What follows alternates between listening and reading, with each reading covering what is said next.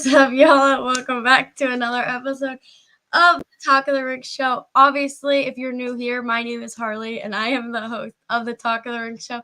I was literally just going to say, I guess our guest ditched us today because I just seen him pop out, and now he's back, so that's fine. But our guest for today, his name is Anthony Stone. Hello. Thank you very much for having me. No, I didn't ditch you, I promise. I know. Sorry for the delay, guys, but he's here. He had to deal with some stuff. It's fine. But we're going to hop right into it with who or what got you into wrestling? So that's a loaded question. In my time period, backyard wrestling was such a big thing. And, it started with me and my two brothers, the neighborhood kids. On a group that had a legitimate professional wrestling ring by the time I was 18 years old. They were a local group. They would call themselves Karoba Pro Wrestling. And then from there, it just kind of one thing led to another. But to give you the short answer, that's kind of where it started. Okay. So with that being said, who trained you? Oh, damn it. I can't hear you for some reason. Why is this happening? Might check my mic. Can you hear me? I can hear you, yeah. This always seems to happen. Let me come right back, see if that works. Okay. Guys, it's always like it always happens. Someone's always gonna have some sort of problem. It's fine, I guess. But obviously, in the meantime, I'm gonna bring up some shows. I got lots of shows coming up, so make sure you guys are coming out. Obviously, we got 5-Star June 3rd, I think. Then we got this Sunday, we got BPW, so make sure you're coming out to that. I see your guest pop back in, but it says device not connected. So who knows? Maybe this will just be another one of those episodes like with Trey Heat and Dio or Bando Dio, because that's just what happens sometimes. So obviously we got 5-Star, we got BPW, then we got PPW, obviously, then we got High Ground. So I'm gonna be dropping all these wrestling shows on the Instagram, obviously, because come on, support some wrestling. June is booked. We got shows every weekend. We got episodes during the week. We're gonna have some guest hosts, probably my dad. No, I'm just kidding. But speaking of my dad, he's the biggest hype man. You know, he's always in our chat, hyping us up, hyping the wrestlers up. And his birthday's tomorrow, so let's give him a happy birthday, guys. Like, drop some comments, DM him, be like, yeah, happy birthday. Like, because without him, some of these intros wouldn't be possible. Our logos wouldn't be possible. Me using his computer and stuff wouldn't be possible. So obviously, thanks to my dad for being a big help and supporting me in my wrestling career. Kind of, yeah. But so as we wait for our guests, hopefully, to come in, that's that. So we got our shows. We got some more episodes. We have Robbie the Giant coming on Thursday, and then we have Abs coming on Friday. And some of these next episodes I'm super excited for. We haven't had a lot of female indie talent on here, so it's good. Just a little peep. We're going to have some indie talent girls coming on here, which I'm super excited for. So yeah, that's that. Obviously, you guys got to just drop a follow and follow on Instagram so you can stay tuned to all these episodes coming out, because to me, you ain't going to miss it. And like I've been saying before, obviously, Sabrina, maybe she'll be back one day, because I know a lot of people are asking. Maybe Sabrina will be back. Maybe she won't be back. I don't know. So that's what I'm just saying. Y'all got to drop a follow, subscribe, because I've seen a lot of your guys' comments and following me on Facebook and stuff, and it's so nice, and I appreciate you all. Okay, so I think our guest got it this time. Oh my God, I am so embarrassed. I really apologize. I apparently the area that I'm in is having very poor reception, and originally this was gonna be in the comfort of my own home, but life events happened. But I'm trying to make this work, and thank you again for your patience. I sound like a broken record player right now. It's all good. It's all good. So where we were continuing from last time is who trained you? Or trained you? My original trainer, I got to give credit to Andre Silva. He was part of the Karoba Pro Wrestling group that was based out of New Bedford, Mass, where I'm from. And then from there, I have to give huge credit to he's no longer with us, but Mike Edwards. He deserves a big amount of credit. I got a lot of my foundations and my basic fundamentals from the local legend in my area referred as Brickhouse Baker. And then from there, I have to go on it, to really get me to the next level goes to Mike Quackenbush. Okay. You're kind of like glitching in and out. Like we can hear you, but you kind of sound like a robot, which is fine. We'll just continue. Well, that's terrible. That's terrible. Maybe if it continues, we'll just easily rebook, and it's fine.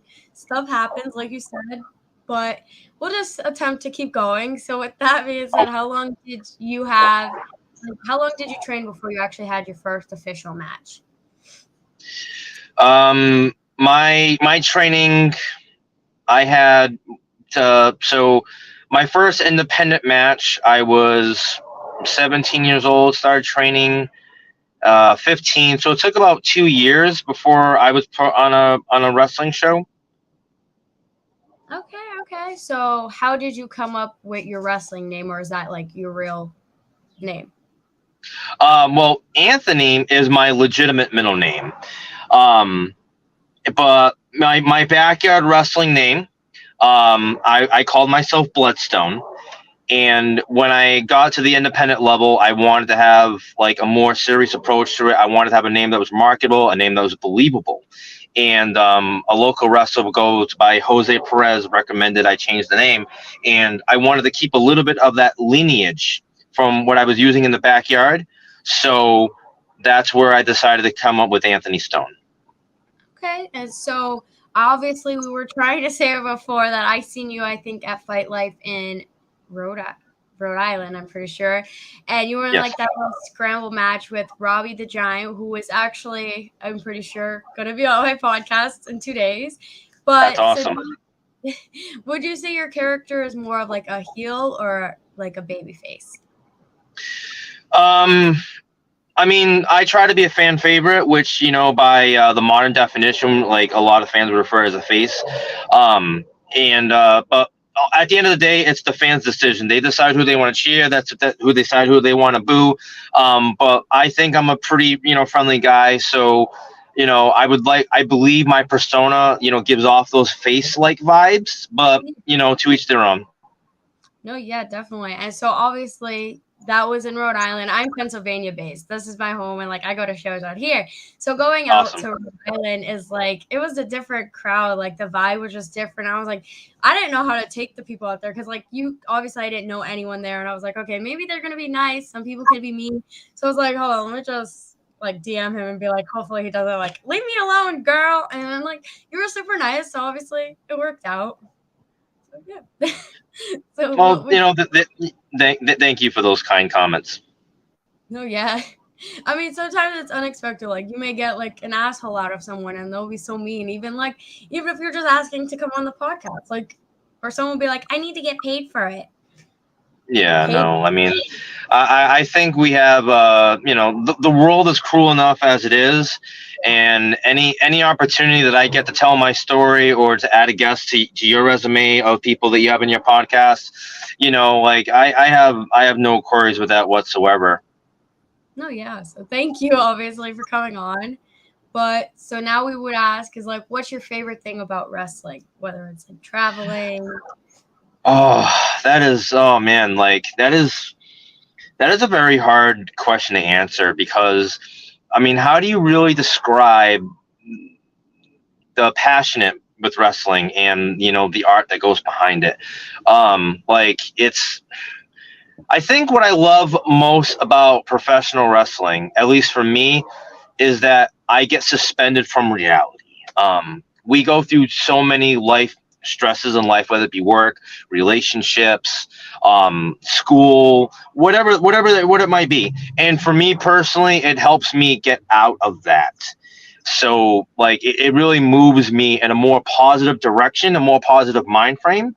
And that's what I love about it. That's where like the energy and for me like that high is worth chasing for, because you really get put in a more positive mind frame. So I think like I love professional wrestling for the fact that I can be suspended from reality, even for however long I'm out there for, like 10-15 minutes at most, in most cases. But yeah, I love professional wrestling for that major reason. No, definitely. So it's like, to me, it's like a mini vacation, or like what I used to say is like, it's like a family reunion, because like you make a family along the way, and like you may not see these people or wrestlers like every day of your life, but you get to see them like once a month, and it's like a family. So I definitely. Absolutely. I 100% agree with that statement. Wrestling is a giant brotherhood, and that doesn't go for the guys and girls in the locker room. It also goes for the fans too. Like, we definitely grow a good connection with our fan base, especially those that are like, more familiar with us, and those that like we get fortunate enough sometimes we have fans follow us from state to state or from city to city, however it may be, even if it's just an online presence. It makes the biggest difference for us. So I definitely agree that professional wrestling does bring such a strong, form of connection. No, definitely. Yeah. So like, obviously you just stated your favorite part about wrestling. What would you say is like the most difficult or the hardest part for you? As a professional wrestler, I'm sure you've heard it from X, Y, and Z directions, but it and this goes much more in life, not just with wrestling, but there's the politics. There's you have to be careful sometimes with how you present yourself, because as an independent contractor, as an independent wrestler, you are your own brand. And of course, everybody wants to be on all the shows they want to be as possible. And to market yourself, you have to go through X, Y, and Z. And it can be very, very tedious. And sometimes it takes the fun away from professional wrestling. And without going into more details behind it, that could be the most frustrating thing. It's almost like, starting your own business and having to, fend for yourself and scratch and crawl all your way. You're starting your podcast now. Maybe you have a handful of listeners, and, to reach a higher audience, you have to go to the next level and the next echelon. And sometimes it could be like a very big struggle. And as an independent wrestler, I think that's the thing I hate the most, because it can take away the fun from it. No, definitely. Yeah. And like, I've been saying it before, like there's a lot of like you said, politics, and like no matter what you do, someone's always gonna have something to say, or like you tell one person, of course, everybody's gonna know. And it's so like you said, it's the politics. But like, saying, with that being said, there's like a lot of like political, like, I don't know how you'd word it, but so something that a lot of people don't feel is right. How do you feel about intergender wrestling? Like male versus female? So intergender wrestling is definitely a lot more acceptable in the modern age of wrestling that we're in. It's very, it has some pros and cons. Like, I definitely believe that women can stand toe to toe in wrestling ring with a guy. I think one of the best examples on the mainstream level is Rhea Ripley. I watch her perform, and I watch her, go out on a weekly basis, and it's very believable. She's not like overly muscular, but she's tall, she's athletic, she's very strong. And in most cases, when she's in there with someone like Kevin Owens, I can believe that she puts on a fight for her. But intergender wrestling, it's a very, tricky trend to walk on, because there are some times where it can be like, I don't know. Professional wrestling is all flavors of ice cream, right? And, everyone likes what they like. And intergender, I think, is a part of that. And it should not be frowned upon because it's accepted more nowadays. So, I personally don't mind it. I think there are a lot of great women out there, especially on the independent level, that can easily stand toe to toe with a lot of guys. And if you ask me, this might be a controversial statement I'm going to give you right now. I think overall, women's wrestling is better than the men's. Okay. Yeah. I mean, I really do.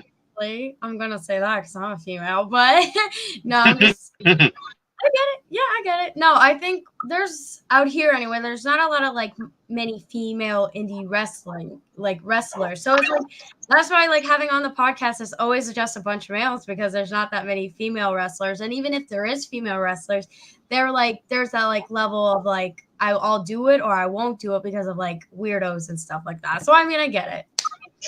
Yep. So have you ever been in any like hardcore matches or do you like those kind of matches or are you like I mean, for years and years and years, my moniker was Hardcore Jesus. So yeah, I've been a part of plenty hardcore matches, and I mean, like I certainly don't mind it. Like I think I bring a little different element to it with my approach because a lot of hardcore wrestling can be related to tables and chairs and ladders and all that stuff, and where all that is, of course, part of the elements like. The style of wrestling that I bring adds a little bit of a twist to it. One of my biggest influences when I finally got on the independent scene was Rob Van Dam. And I absolutely loved how innovative he was, but he had that hardcore style where everything was hard and everything was just tough, but he was also very innovative at the same time. So Rob Van Dam was a huge influence for me. Not that like I solely based my style on quote hardcore wrestling.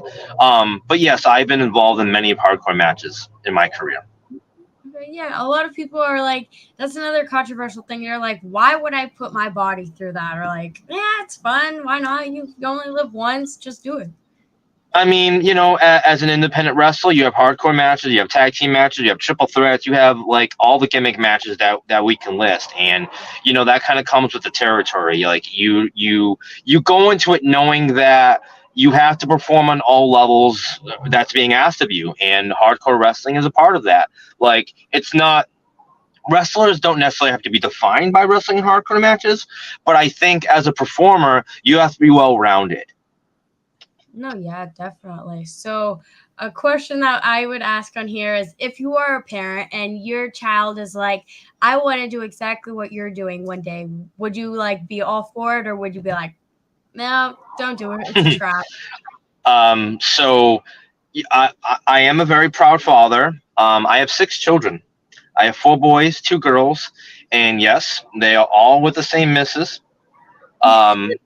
And so the age ages from 18 to my youngest being 6.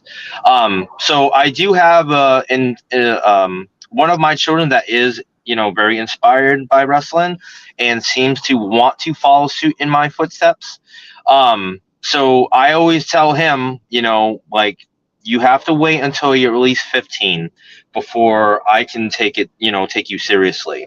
And, a lot of kids, especially my children, they have like many interests, as they grow up, and like it comes and goes. But like I tell them, if you really want to do this, then yes, I do not push it upon them. I do not. They all know that I do it. They all know that I've done it for years. But it's not like this is not what I want you to do. I want them to become their own individual growing up. So out of all the children I have so far, I have one that is interested and hopefully will be potentially training with me within, the next year or so.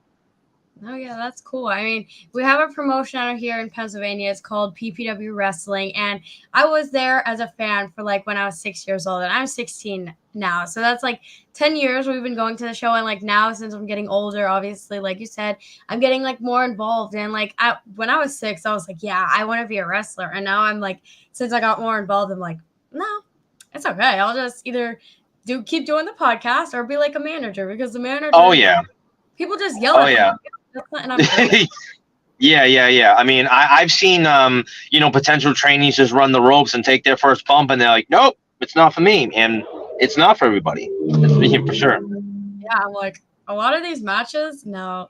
Like, it's fun to watch, but I don't think I could be in that situation. I'll be, like, hurting, feel like I'm 30, 50 years old, be like, oh, my back. No, yeah, I get it. Right. Yep. So if your kid or like a younger fan came up to you and asked for your advice, like to be a wrestler, what would you like? What is your motto? I guess you could say, like, what would you tell them? You know, my number one thing, you know, with any inspiration, anyone that wants to be inspired to be a professional wrestler, I always highly recommend them finding a reputable wrestling school that's in their area. And that's mainly because, you know, for years and years, I just did backyard wrestling. I thought it was cool. I was wrestling with my friends, and then, you know, was doing like little like, you know, I don't know how you want to call it, like charity shows where, you know, it's not in front of real crowds and it's not in front of a real audience. It's just like you're in a ring, you're wrestling for friends and family, which is all good and dandy. You get plenty of experience from that. But if you truly want to, you know, like start your journey, you definitely need to be educated, and you definitely have to, you know, find a reputable wrestling school. And there's a ton of them. I mean, we're both from, you're from Pennsylvania. I'm from, you know, Massachusetts. So the New England area, I count that, you know, as there's a lot of good wrestling schools around the country in general, but that would be my number one thing is get properly trained. Definitely, yeah. And like that's what I was saying. I had a manager on, and like they all have different opinions and like different things. So I think that's another thing that's cool about wrestling is like with this podcast, you get to know them and like how they got involved and like what's their advice. So like with a manager, it's like just be loud, just go up to a show once you're of age and be like, can I manage you? And then that's pretty much it.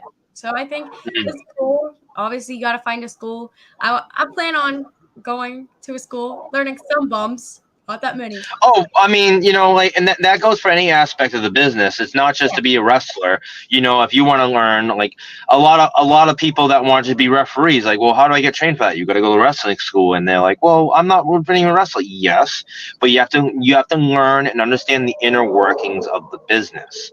That's why it's very important. I say get educated by going to a wrestling school, a reputable one. You know, one that has accredited, one that has actually, you know, built up real, you know, wrestlers that have made it to the mainstream level, because there's a lot of places that will call themselves wrestling schools, but then when they say, well, who you produced, and, you know, they can't give you a straight answer, or they'll say, well, this local guy, and is like, no, like, you know, please, you know, like go to a real wrestling school that has had like actually produced, you know, talents that traveled around the world, because that makes the biggest difference. 100%, yeah. So like with that, would you like if AEW called and WWE called at the same exact time, which one would you take up? I mean, you know, that's it's always a negotiation process. You know, as an independent, you know, wrestler, you always want to see what deal works best for you. Of course, like the biggest argument is with WWE, you have a much heavier traveling schedule where, you know, AEW has a lighter schedule. They still allow you to work independent, you know, bookings. But of course, WWE has been, you know, the mainstream product in our country for the last, you know, 40 years, you know, and so I mean, it's, you know, and of course, money's a factor, and there's a lot of different things that come into play. You know, of course, like WWE was the dream for me. Like that's where I wanted to be, and that's where I strived for the longest time. You know, I'm at a point in my career now where, you know, I'm going to be turning 40 years old as of January. So I'm not really like a young chicken anymore. I still think I can go in the wrestling ring, and I still believe in the talents I have. But, you know, if I were to wake up to a phone call, you know, hypothetically speaking, from a WWE agent and an AEW agent, I think in the phase of my career I'm in now, I think I would probably, you know, go with AEW. Only because I think it'd be more a flexible schedule for me. If I was 20 years younger and the exact situation would go, I would 100% go WWE. Definitely, because with like WWE, there's more of like a longer like storyline, like with Roman Reigns and like Cody. There's Roman Reigns in general is a long storyline. So, exactly, I get it. And like, how do you feel about like storylines? Would you rather like there be a storyline or just like random matches? So I mean, I'm a little bit of column A and I'm a little bit of column B. I have the Ring of Honor Club subscription, because you get 2 hours of wrestling, and that's just it. You get 2 hours of wrestling. I do think that wrestling storylines, I mean, that's all part of the entertainment value, so it's needed, and it will forever be a part of, the wrestling product. Like me personally, I love watching the athleticism that's behind wrestling. I love watching the technical skill. I love watching how, like, all the matches are, placed on the card and why they're there, and the story that goes behind the matches. And a lot of people never fully understand that. And again, that's why education going to wrestling school is important, to understand the story of the wrestling matches. So so me personally, I like watching the wrestling matches for the wrestling. The storylines, that's specifically told to help enhance your character or other characters, and to help, rise up, the next up and coming star. So they go hand in hand. Like, storylines are always going to be needed for that very specific reason. And of course, whatever wrestling angle they're trying to promote. But like me personally, like if I had to choose the two, like I would, I like watching wrestling matches. Definitely. Like with me, doesn't matter. As long as just wrestling in general, it's a vibe. Wrestling is entertainment. Wrestling is an entertainment business. So most definitely. People are like, do you watch AEW and WWE? I'm like, not really. I don't have time for that. I do the podcast and I just go to shows. But I watch I know, like the thing about like modern wrestling is that, especially now with all the streaming services that's provided to us, like, you literally have access to professional wrestling 24 hours a day. Especially on the mainstream, we have wrestling like practically like 5 days a week, out of all the, available, wrestling promotions that have it on national television. Never mind, internet. It really is mind blowing to see like all the different avenues that a casual wrestling fan has, professional wrestling. I mean, you go on YouTube alone and you can go down that rabbit hole, me down there for hours. Exactly. I don't even need to watch WWE and Raw. Like, I'll just watch like short match there. It's like easy. Mm-hmm. But so do you have like a dream venue or a dream place that you'd like to wrestle in before you like call it quits? I mean, let's see. I've been fortunate enough to perform at the ECW Arena, and for me, that was like my, like, if I can make it there, then I've made it. But like, I don't know, like I mean, again, like at this phase of my career, like I feel like I've done almost everything that I could. You never say never. But like, for me growing up, and the ECW Arena was like, like when you watch documentaries and you see like how passionate that crowd was, like that's, like, and you've had the privilege of being right there, in Philadelphia, Pennsylvania. So, now I think it's referred as the 2300 Arena. But we call it the ECW Arena growing up. But like, once I got there, like that was my giant check off list for me. I mean, the old school PWG out in California, like if I could have gone there, that would have been amazing, because they also had that very passionate crowd there. But I mean, I guess anything, it would have been there. No, yeah. And so you kind of touched on like the age thing and like where at the point you are in your career.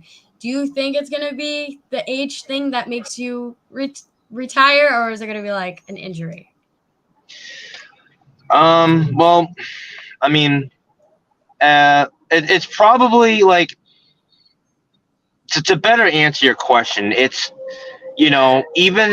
even at my age now, I still feel I can, perform at a comfortable level.